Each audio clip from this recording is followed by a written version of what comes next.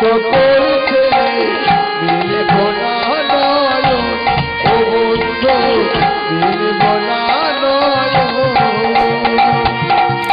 জড়ায় ধরে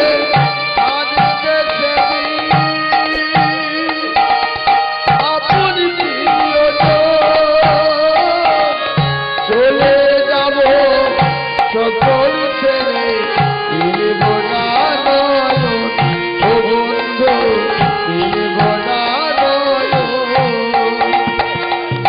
সবাই মিলে এই হরি নাম সবাই মিলে এই হরি নাম সোহরাবে কানে তোদের তোলাই ভিতরে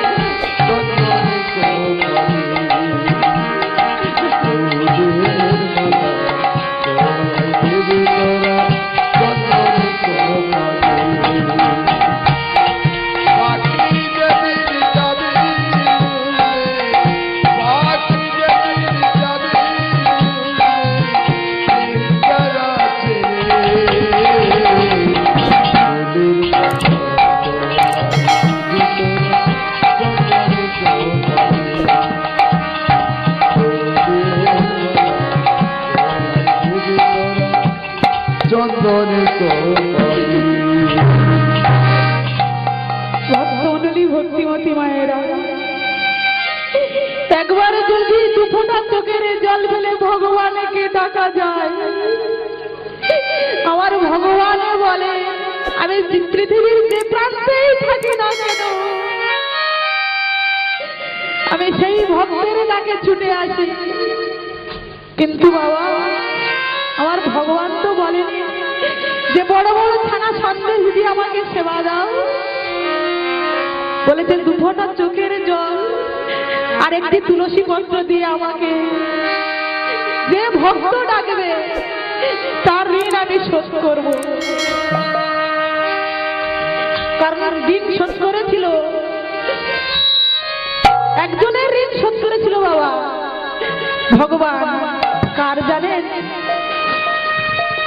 মহাভারতে ভক্তের ডাকে ভগবান কাঁদে বলে না, কিন্তু একজনের ঋণ শোধ করেছিল। কে জানেন? সে হলো সুবল সখা। এই সুবল সখা কে ছিলেন জানেন? বিভীষণের পুত্র তরণী সেন ছিলেন। যখন প্রভু রামচন্দ্রের সঙ্গে যুদ্ধ হচ্ছে বাবা, রাবণের সৈন্যরা এক এক করে মারা যাচ্ছে, কেউ আর বাড়ি ফিরে আসছে না বাবা। আর যখনই রাবণের সৈন্যরা সব এক এক করে মারা যাচ্ছে তখন রাবণ বড় চিন্তায় পড়ে গেলেন। রাবণ বড় চিন্তায় পড়ে গেছে যে কালকে পর্যন্ত আমার প্রভু রামচন্দ্রের সঙ্গে যে যুদ্ধ করবে সেই যোদ্ধাধিপতি তো আমি দেখতে পাচ্ছি না, তা কে ওই না প্রভু রামচন্দ্রের সঙ্গে যুদ্ধ করবে? এমন বীর যোদ্ধা কে আছে? যখনই বড় চিন্তায় পড়ে গেছে তখন ওই ছোট ছোট তরুণী সেন 5 বছর বয়স, ওই তরুণী সেন এসে বলছে জ্যাঠামশাই, জ্যাঠামশাই আমি জানি তুমি কি চিন্তা করছো, তুমি কি চিন্তা করছো আমি জানি। বল তুই আমি কি চিন্তা করছি তুই জানিস? হ্যাঁ জ্যাঠামশাই আমি জানি। তুমি কি চিন্তা করছো জানো? ওই আগামীকাল প্রভু রামচন্দ্রের সঙ্গে কে যুদ্ধে যাবে, কে যুদ্ধ করতে যাবে, তুমি তাই চিন্তা করছো জ্যাঠামশাই। তা তোমার চিন্তা করতে হবে না, আমি আমার তো বয়স এখন 5 বছর বয়স, আমি যাবো ওই প্রভু রামচন্দ্রের সঙ্গে যুদ্ধ করতে, তোমার চিন্তা করতে হবে না। তখন রাবণ বলে উঠছিল, তরণী তুই আমার সঙ্গে ইয়ার্কি করছিস? আরে ওই প্রভু রামচন্দ্রের সঙ্গে যারা যুদ্ধ করতে যায় তারা যারা ফিরে আসে না, যারা যুদ্ধ ছেলে, তুই কিনা যাবি প্রভু রামচন্দ্রের সঙ্গে যুদ্ধ করতে? যা বাবা, তুই ঘরে ফিরে যা।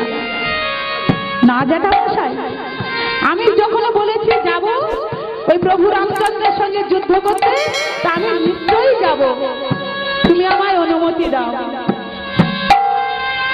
ভক্তমণ্ডলী, ভক্তিমতী মায়েরা, যখনই বারবার চরণে সেন রাবণ রাজার কাছে বলছে যে আমি ওই যুদ্ধ করতে যাব, সঙ্গে সঙ্গে ওই রাবণ রাজা কি করলেন? বলছে ঠিক আছে বাবা, আমি তো তোকে অনুমতি দিতে পারবো না, তবে তুই মায়ের কাছে থেকে বিদায় নিয়ে আয়। তুই মায়ের কাছে থেকে যদি তোর মা যদি বিদায় দেয়, অনুমতি দেয়, তাহলে তুই ওই প্রভু রামচন্দ্রের সঙ্গে যুদ্ধ করতে যাবি, কিন্তু আমি তো অনুমতি দিতে পারবো না। তখন তরণী সেনে বললেন ঠিক আছে জ্যাঠামশাই, আমি যাচ্ছি মায়ের কাছে থেকে বিদায় নিতে। ওই ছোট্ট তরণী সেন ছুটতে ছুটতে গিয়ে মায়ের কাছে বলছে, মা, মা গো, মা। বলো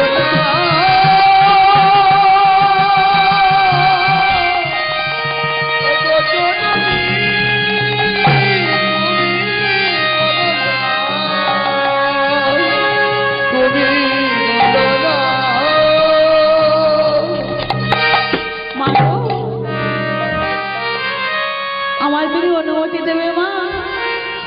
কেন বাবা, কিসের অনুমতি? মা গো,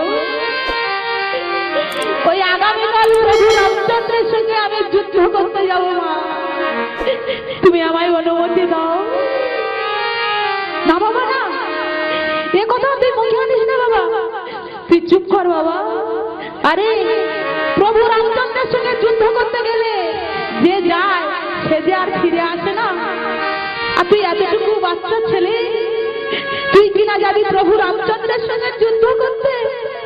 না না বাবা, ওরে তুই যাওয়ার মানে আমি তোকে পাঠাবো না। মা গো, আমি যখন যাব বলেছি তো যাব, কারণ আমি জ্যাঠামশাইয়ের সাথে কথা দিয়েছি মা। ওরে ওই প্রভু রামচন্দ্রের সঙ্গে যারা যুদ্ধ করতে গিয়েছিল তারা সব পরাজিত হয়ে ফিরে এসেছে, আর তুই এতটুকু বাচ্চা ছেলে কি করে তুই ওই প্রভু রামচন্দ্রের সঙ্গে যুদ্ধ করবি?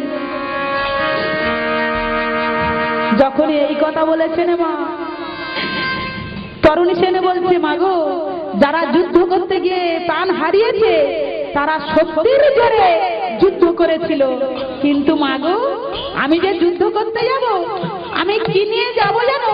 আমার ভক্তির জোরে আমি প্রভু রামচন্দ্রের সঙ্গে যুদ্ধ করব। মা গো, সেই তো আমাদের একদিন না একদিন মরতে হবে মা, সেই তো একদিন না একদিনে মরতে হবে, আজ নয় কাল তো মরতে হবে।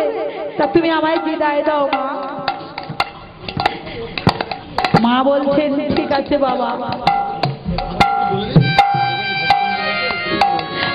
মা বলছেন ঠিক আছে, আমি তোর অনুমতি দিলাম, আয় বাবা, তোর সর্বাঙ্গে আমি কৃষ্ণ নাম লিখে দেব, তারপর তুই ওই যুদ্ধ করতে যাবি প্রভু রামচন্দ্রের সঙ্গে। ভক্তমন্ডলীকে জানাই, অভক্ত থাকবেন না। আমার নায়ক পক্ষ আপনার জন্য সেবার ব্যবস্থা করেছে, তবে একসঙ্গে না গিয়ে দু চারজন করে গিয়ে সেবার ব্যবস্থা আছে, সেবা করে এসে আবার হরিবাসনে বসবে, চলে যায়, দু চারজন করে চলে যায়, আবার এসে বসবে, সেবার ব্যবস্থা আছে। তাই গৌর প্রেমানন্দে হরি হরি। ওরে মোরারি মুকুন্দ জগদানন্দ বর্ণে বর্ণে সুধা ধরে, বর্ণে বর্ণে সুধা ধরে, মোরারি মুকুন্দ জগদানন্দ বর্ণে বর্ণে সুধা ধরে।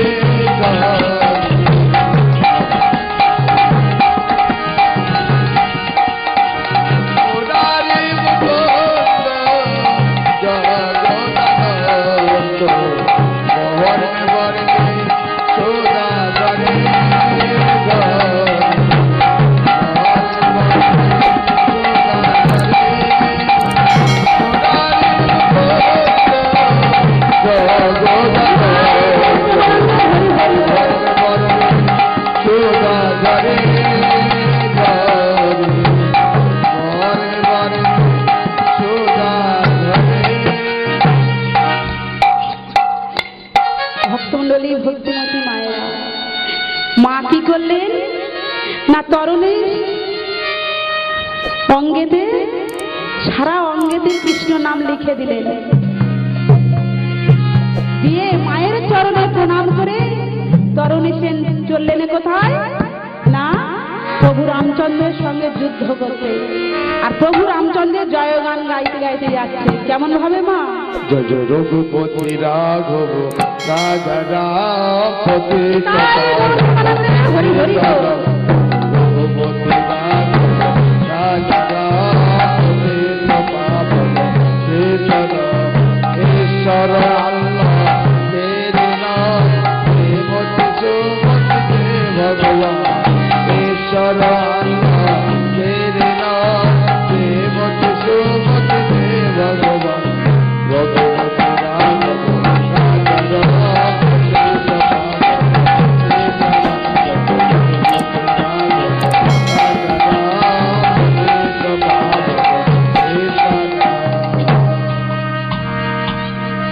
ভক্তমণ্ডলী ভক্তিমতী ও মায়েরা বাবারা, যেই না তরুণী সেন ভগবানের জয়গান গাইতে গাইতে যুদ্ধে উপস্থিত হয়েছেন, এদিকে প্রভু রামচন্দ্র দেখছেন ছোট্ট 5 বছরের বালক। তরুণী সেন মনে মনে চিন্তা করছেন, প্রভু আজ আমি তোমার হাতে নিধন হব, প্রভু আজ তোমার হাতে আমি নিধন হব। আর এদিকে ভগবান যতবার বাবা বানটা নিক্ষেপ করছেন, কিন্তু বাবা তরুণী সেনের গায়ে আঘাত হচ্ছে না, তরুণী সেন পরাজিত হচ্ছে না। আর যখনই পরাজিত হচ্ছে না, ভক্ত ভগবানের যুদ্ধ শুরু হয়ে গেছে বাবা। আর যখনই পরাজিত হচ্ছে না, তখন প্রভু রামচন্দ্র কি করলেন, বিভীষণকে ডাকলেন, বিভীষণ বিভীষণ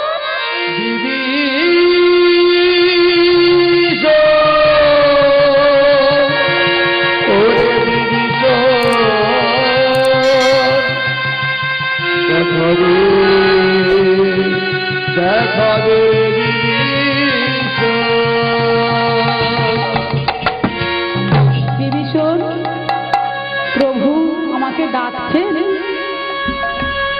বিভীষণ আমি তো কত সৈন্যকে পরাজিত করেছি, কিন্তু এই ছোট্ট বালকটি কে বিভীষণ? দেখো তো আমি এত বাণ নিক্ষেপ করলাম তো পরাজিত হচ্ছে না। ভক্তমণ্ডলী ভক্তিমতী মায়েরা, বিভীষণ কি করলে, পিছনে ঘুরে তাকিয়ে দেখছে তরুণী সেন, ছোট্ট তরুণী সেন। বিভীষণ কি করলেন দেখেও থাকতে পারলেন না, নয়নে জলে মুখ ভেসে যাচ্ছে, দেখে যেন চিনতে পারল না। প্রভু রামচন্দ্রের কাছে বলছে, প্রভু এই ছোট্ট বালকটি আপনার তো শত্রু, তো যে হোক না কেন আপনি ওকে নিধন করুন, আপনি ওকে নিধন করুন প্রভু। বিভীষণ আমি যে পরাজিত করব, কিন্তু কোন বাণ মারলে তারপর এই ছোট্ট বালকটি পরাজিত হবে, এই ছোট্ট বালকটি নিধন হবে, তুমি আমায় বলে দাও বিভীষণ। ভক্তমণ্ডলী ভক্তিমতী মায়েরা, বাবা কি বলতে পারে মা তার একমাত্র পুত্রকে মারার জন্য? কোন বাবা বলতে পারবে? বিভীষণ কি করলেন, ছেলেকে চিনেও চিনতে পারল না। তখন বিভীষণ প্রভু রামচন্দ্রকে বললেন, প্রভু আপনি কোন বাণ মারলে ওই ছোট্ট বালকটি নিধন হবে জানো?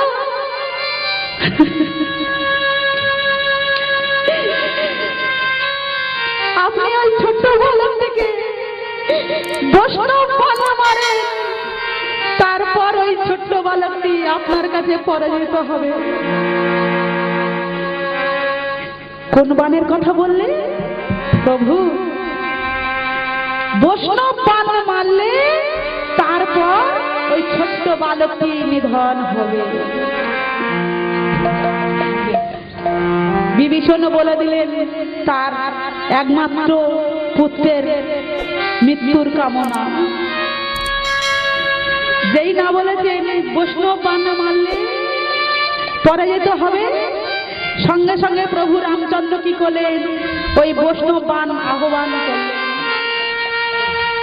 আর সেই বৈষ্ণব বান যখনই হস্তে এসে পড়েছে বাবা, সেই বৈষ্ণব বান দিয়ে চরণের সেনের মস্তক থেকে ছেদন হয়ে গেল। চরণ সেনের এই কাটা মন্ডুটা মাটিতে ভগবানের নাম গাইতে গাইতে পড়ছে। কৃষ্ণ কৃষ্ণ কৃষ্ণ হে কৃষ্ণ কৃষ্ণ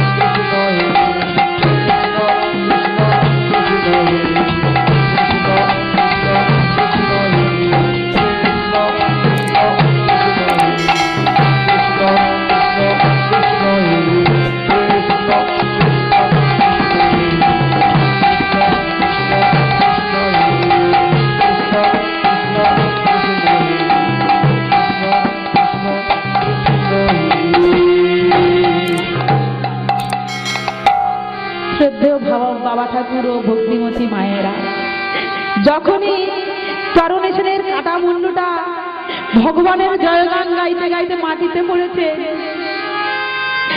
আর এদিকে বিভীষণ মা থাকতে পারল না।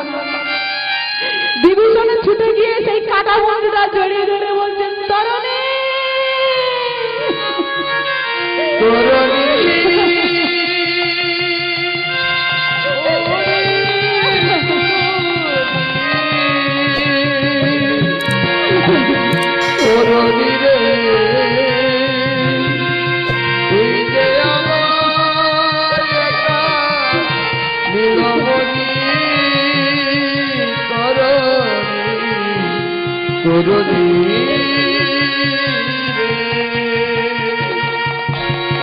প্রভু রামচন্দ্র এসে বলছেন, বিভীষণ বিভীষণ, তোমার কত আপন জনকে আমি কেড়ে নিয়েছি, কত কাছের মানুষকে আমি কেড়ে নিয়েছি, তখন তো তুমি কাঁদোনি, তুমি তো তখন চোখের জল ফেলোনি। কিন্তু বিভীষণ, এটা তোমার কে হয় বলো বিভীষণ? তুমি একে বুকের মধ্যে জড়িয়ে ধরে কেন অমন করে চোখের জল ফেলছো বলো বিভীষণ? বলো, উত্তর দাও। বিভীষণ বুকের মধ্যে সেই কাটা মন্ডুটা জড়িয়ে নিয়ে বলছে, প্রভু প্রভু, জানো প্রভু, এটা আমার কে হয়? এটা আমার কে হয় তুমি জানো? কে হয়?